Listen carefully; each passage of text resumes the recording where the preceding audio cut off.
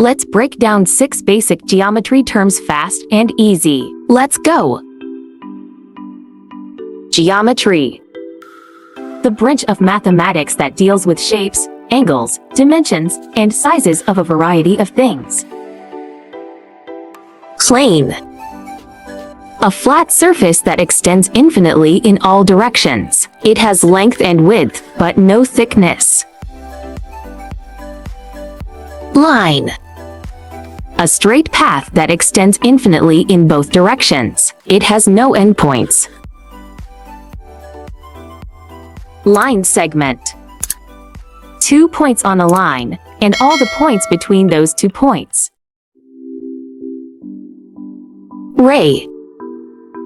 A part of a line that starts at one point and extends infinitely in one direction. Point. A location in space. It has no size, length, width, or depth, just a position. Subscribe for more.